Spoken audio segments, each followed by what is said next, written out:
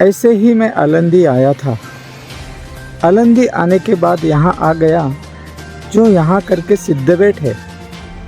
वो सिद्धबेट में आने के बाद एक आदमी से मेरी मुलाकात हुई। कौन है पता नहीं, लेकिन उनकी सोच बहुत लंबी और गहराई दिखी। उनकी सोच यात्रा की आयोजन और नियोजन की है। उस यात्रा का कैसा आयोजन नियोजन है, उसके बारे में हम उनसे बातचीत करेंगे। जी सर जी, नमस्ते। नमस्कार। आपका थोड़ा परिचय दे दीजिए, क्योंकि मैं आपके परिचय से अनहोनी हूँ, तो उस परिचय के लिए आपसे विनती चाहता हूँ। मैं जनार्दन पटेल, वारकरी संप्रदाय में 1970 में मैं यहाँ था। पंजाब स्वर्ण मंदिर में मैं संत नामदेव जी के अभंग वाणी का प्रचार करता था।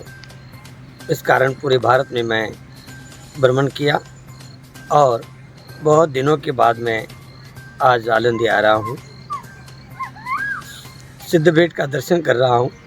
ये बहुत प्राचीन नगरी है और महाराष्ट्र का वारकरी संप्रदाय का उगम यहाँ से हुआ है, इसलिए ऐतिहासिक स्थल को देख रहा हूँ। और यहाँ महाराष्ट्र आने के बाद मैंने एक संकल्प किया है।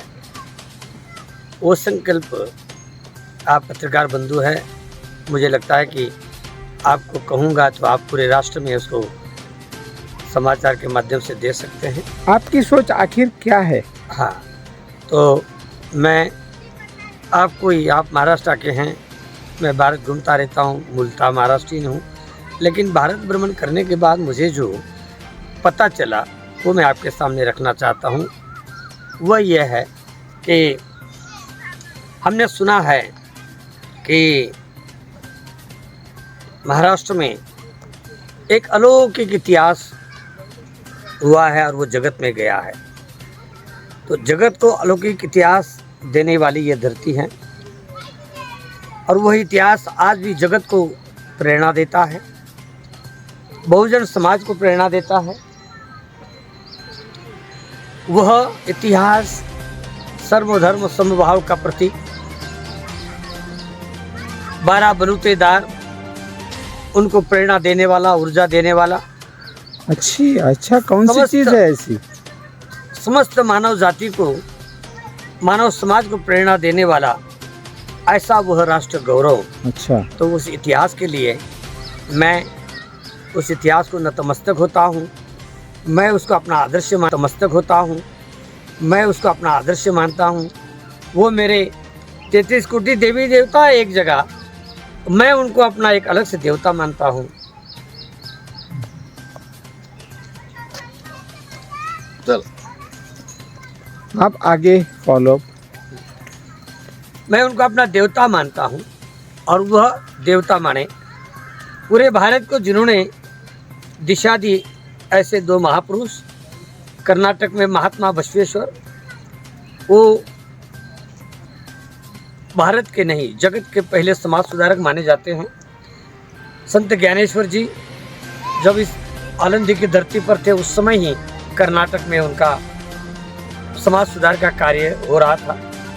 दूसरा, महाराष्ट्र की आन बान शान, राष्ट्र का गौरव, जगत के महाराजाओं के राजा छत्रपति शिवाजी महाराज। तो मेरे दोस्त,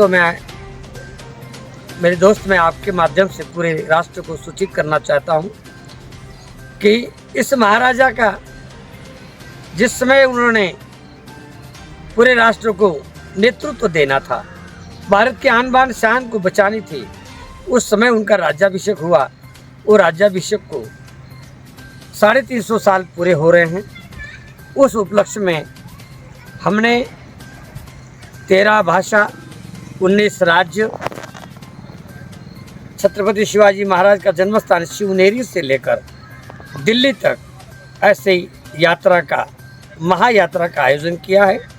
और वो यात्रा से हम राष्ट्र का गौरव, छत्रपति शिवाजी महाराज, उनका क्रांतिकारी इतिहास, उनका क्रांतिकारी जीवन उन्होंने राष्ट्र को दिया, वो एक तोहफा।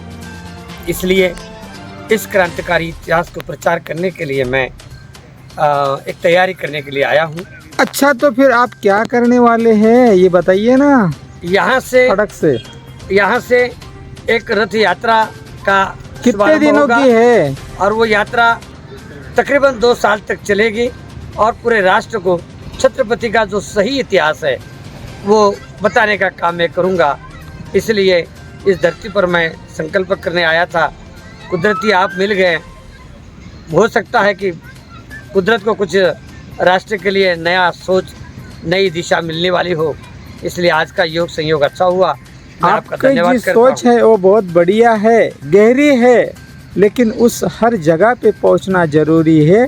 इसलिए छत्रपति शिवाजी महाराज की जय। बस।